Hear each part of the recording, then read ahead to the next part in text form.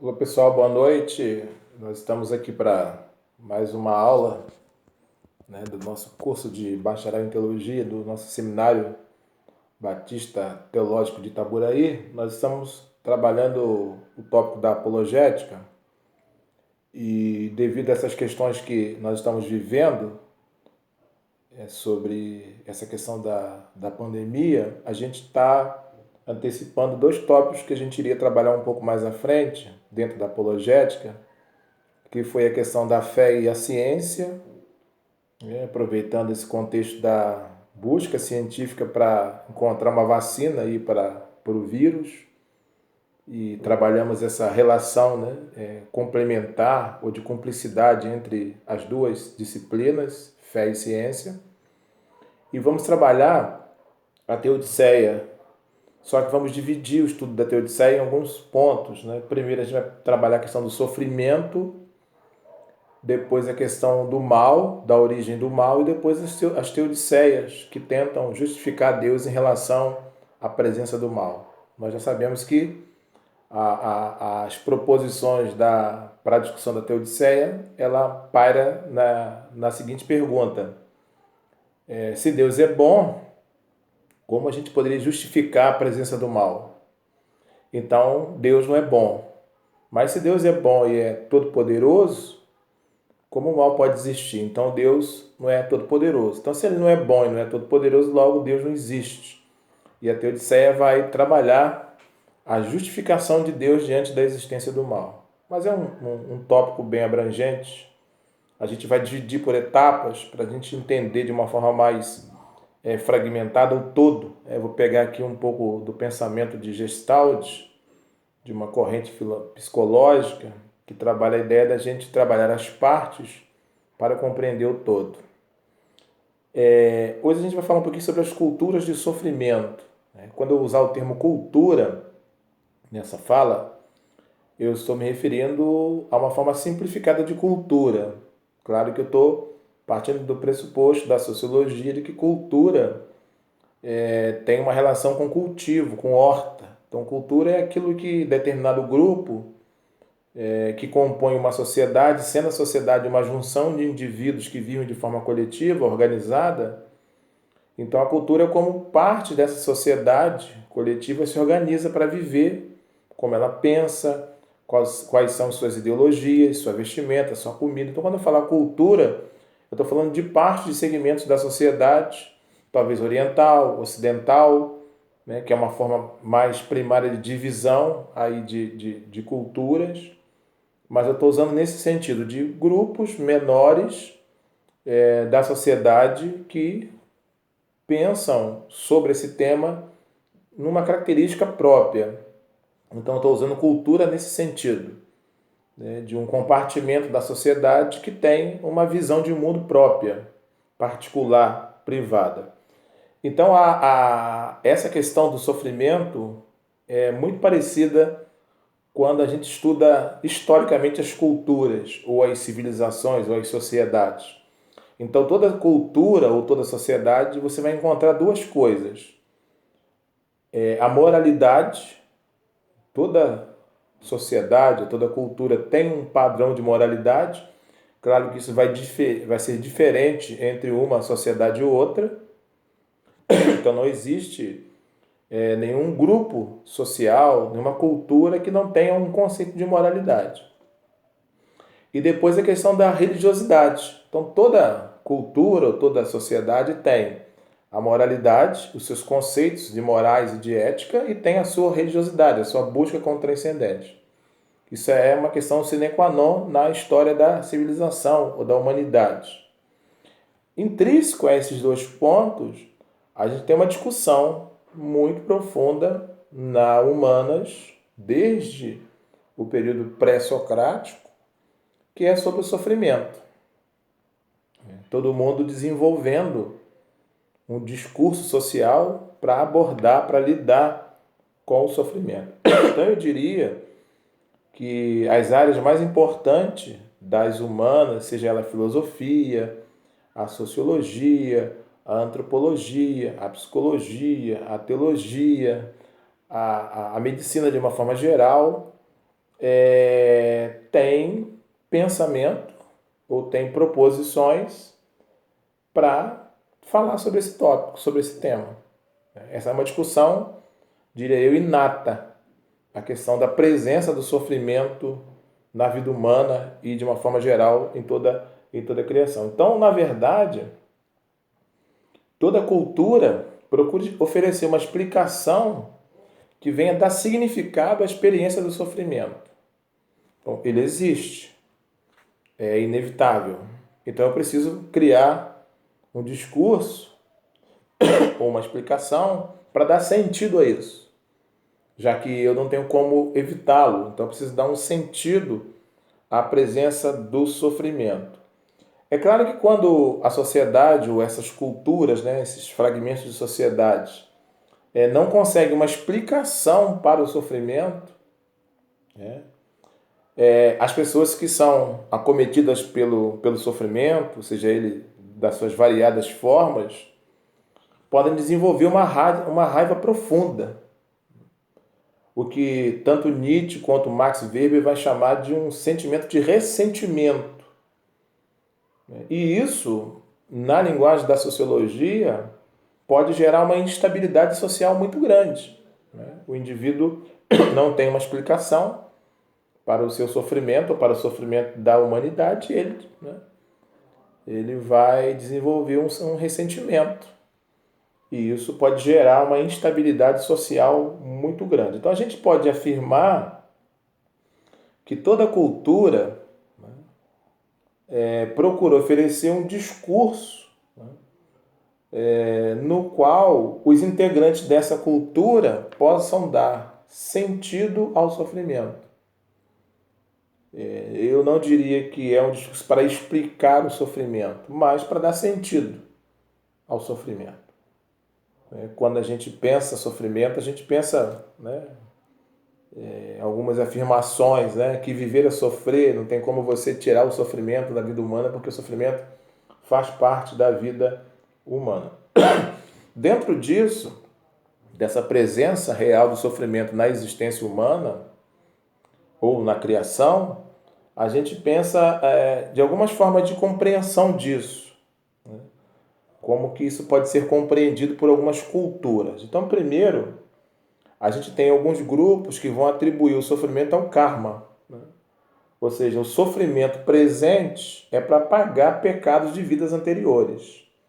A gente tem alguns grupos religiosos que creem nessa forma, em que você encarna, desencarna e encarna novamente. E essas novas encarnações, elas vão te proporcionar uma vida mais ou menos sofrida devido aos erros da vida anterior.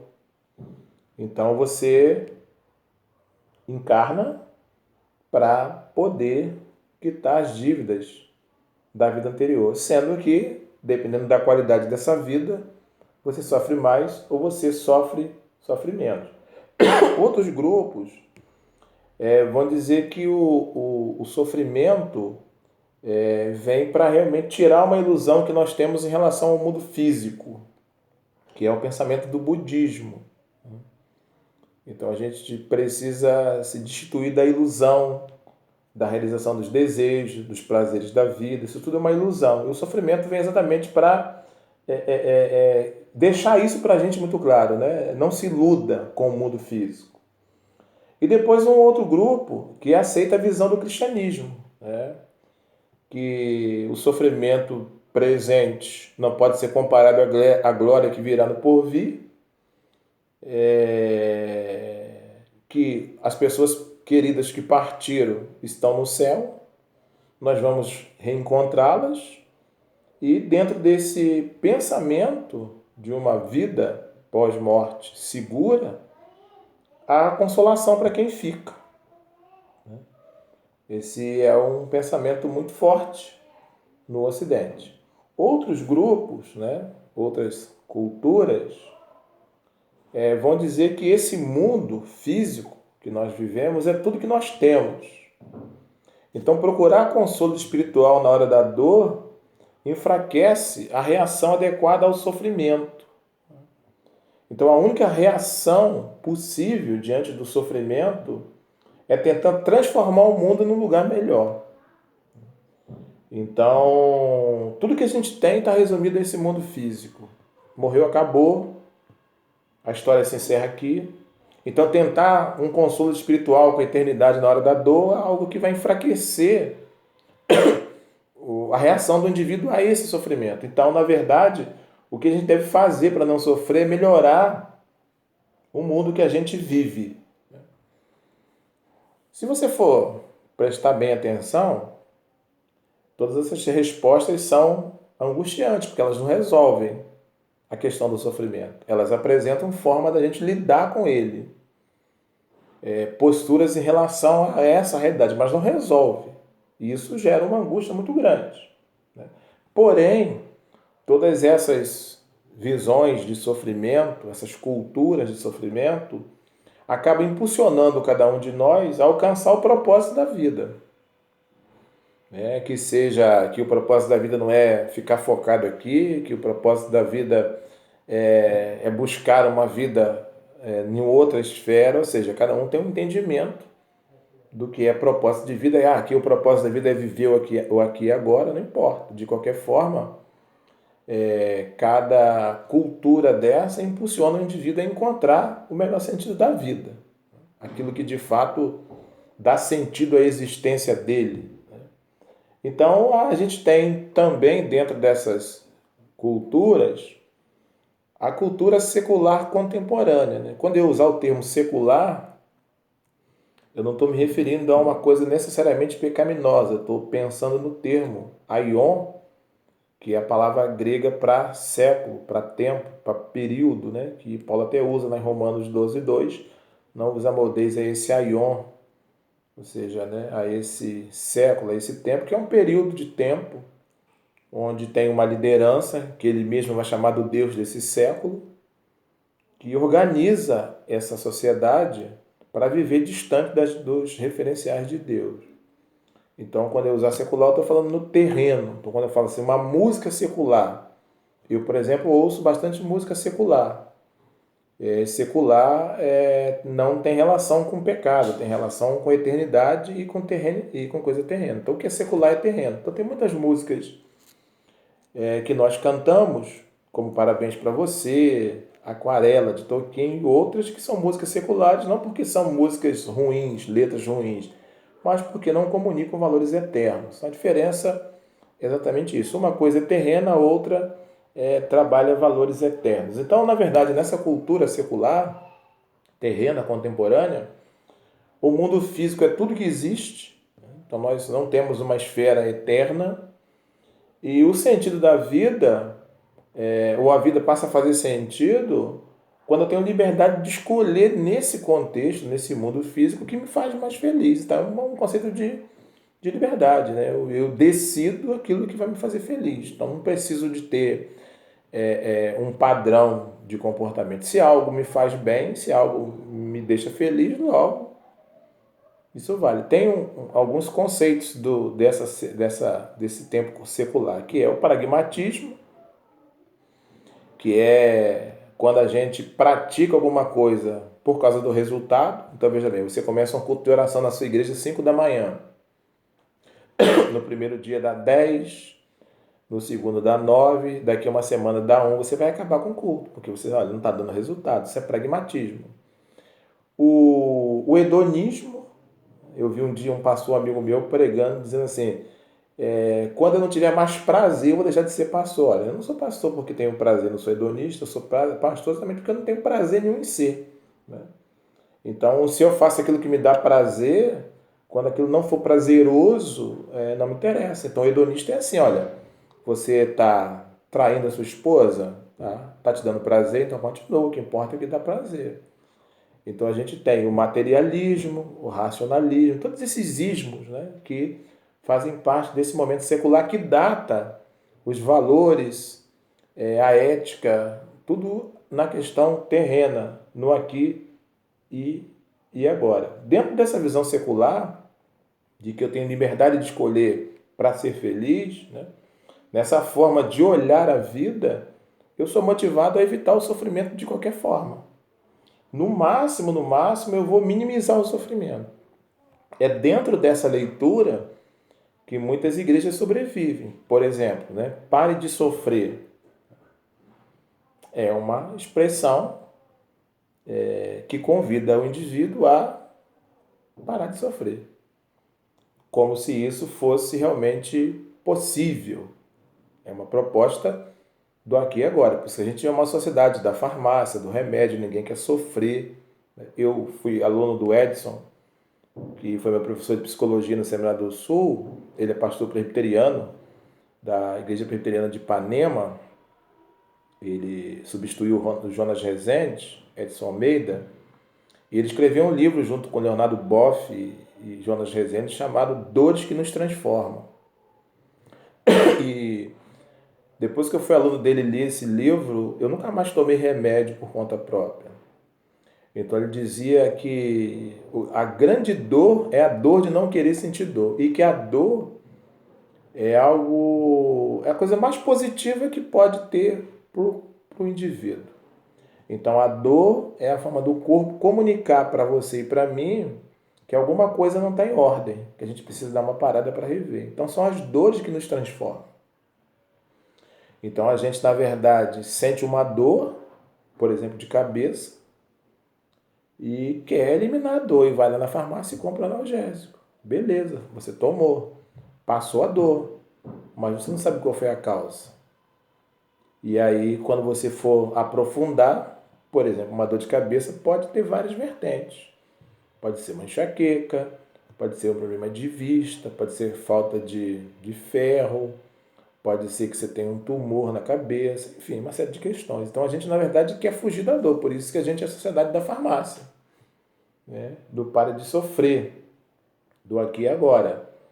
Produz esse cristianismo, né? Que todo mundo tem mais alegria na cura física do que na salvação da alma. Né? A gente isso é uma inversão, né, da questão bíblica. As pessoas estão mais preocupadas com a cura do câncer do que em pregar o evangelho que salva. Evidentemente que a cura também é um dom divino. Deus também cura pessoas. Mas a gente sempre trabalha na questão da ressurreição, que é a ressurreição de Lázaro, a ressurreição da filha de Jairo. Se você morrer amanhã e a gente orar e você ressurgir, essa ressurreição não é para a vida eterna. Você vai morrer novamente. Então, é só ganhar mais um tempo de vida. A ressurreição final de Jesus é a ressurreição para a vida. Então, aqui não tem realmente uma condição de você evitar o sofrimento, evitar a morte, porque ele faz parte da vida. São as dores que nos transformam. O C.S. Lewis, que tem uma obra muito interessante que eu vou indicar para vocês, O Sofrimento, na verdade, quase todo mundo usa o C.S. Lewis como fonte. Ele diz assim: Deus sussurra em nossas alegrias, fala em nossa consciência, mas grita no nosso sofrimento. Então, essa percepção de que o sofrimento está presente na vida humana, inclusive na relação com Deus, é realmente muito, muito interessante. Né? Agora, as culturas mais tradicionais, mais conservadoras, ocidentais, elas vão conseguir conceber o sofrimento de algumas formas. A gente tem o critério espiritual, o critério comunal e o critério moral. Então a gente tem a visão moralista de sofrimento. O que ele vai dizer? Que toda dor, que todo sofrimento é resultado de um fracasso meu e seu de não ter conseguido viver corretamente. Aquela velha proposição que nós conhecemos lá no livro de Jó, no livro de Abacuque: Deus abençoa o justo e pune o ímpio. Então, se eu faço as coisas certas, se eu obedeço a Deus, logo eu vou ser abençoado. E se em algum momento eu não estou sendo abençoado, eu estou sofrendo, eu preciso dar uma parada e olhar, porque deve haver alguma coisa errada na minha vida, eu preciso me arrepender. É a visão moralista. Esse entendimento, ele é muito forte no entendimento de saúde judaico. Então, no contexto judaico, a doença é uma punição de Deus. Muitos povos também viam a doença como punição dos deuses. Então, a cura da doença física vem mediante a confissão dos pecados. Então, quando você vê lá em Marcos 2, que eles levam aquele paralítico a Jesus e eles descem a maca, e Jesus olha para os homens do paralítico e fala: Filho, perdoados estão os seus pecados. Há duas formas de ouvir isso para quem está presente naquela casa. A primeira é a seguinte: a gente trouxe o cara aqui para ser curado da sua paralisia. Esse cara perdoa os seus pecados? Talvez fosse frustrante para quem levou. Acho que não. E outro entendimento é o seguinte: eles que eram dos religiosos que estavam na casa. Não, ele está certo. Porque se ele não está andando é porque ele tem pecado para ser confessado. Então, Jesus está seguindo o entendimento judaico de cura. Só tinha alguns problemas. O problema é que esse perdão só Deus podia dar. Esse perdão só podia ser feito no templo e precisava de um animal. E naquele momento eles estão numa casa, Jesus não é visto como Deus e não tem um animal.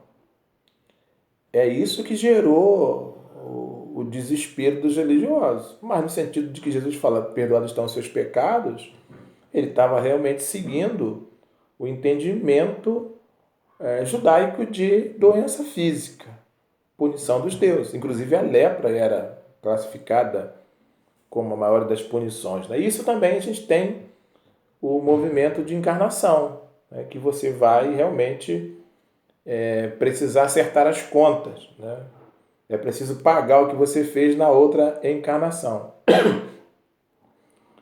Isso é muito, muito comum, né, nas igrejas evangélicas, quando um cristão está sofrendo. Olha, você deve ter alguma coisa errada, você deve estar em pecado. É muito parecido com os amigos de Jó, que foram bênção na vida de Jó enquanto ficaram calados. Mas, de qualquer forma, eles estavam só manifestando o entendimento que eles tinham na época. Aprenderam lá na EBD judaica que Deus abençoa o bom e pune o ímpio. Quando vai para a vida prática, nem sempre as coisas acontecem dessa forma. Aliás, eu até diria aqui, sem medo de errar, que a gente sofre mais por obedecer a Deus do que por desobedecer. Desobediência vai trazer consequência natural dela. Mas se você for ser um cristão mesmo e for obedecer o que a Bíblia diz, você vai sofrer muito. E eu também. Eu não sei se a gente tem essa disposição. A gente vai ver isso um pouco mais à frente na questão do sofrimento na igreja. Então, a visão moralista. Depois tem a visão autotranscendente, que é a visão de religiões místicas, né? Entre elas o budismo, né? E é mais importante nesse contexto. Né? Ou seja, o sofrimento não é consequência de obra passada, mas de desejo não realizado. Ou seja, esses desejos, na verdade, são frutos de uma ilusão, por isso eles não se realizam. Né? E a ilusão de que nós somos seres individuais. Então, a consequência disso. Então, Buda ensinou o seguinte, que a solução para o sofrimento era extinguir o desejo por meio de uma mudança de consciência. Então, desliga o coração das coisas materiais e transitórias e das pessoas. Se desprenda disso. Não deseje nada. Não queira nada. Não intente nada. Então, qual era o objetivo dele? Né? Era provocar uma quietude interior na qual todo desejo, toda individualidade, todo sofrimento se desfizesse. Dentro dessa cultura, dessa visão de sofrimento, o sofrimento é aplacado pelo fato de não conseguir prejudicar o verdadeiro eu. Porque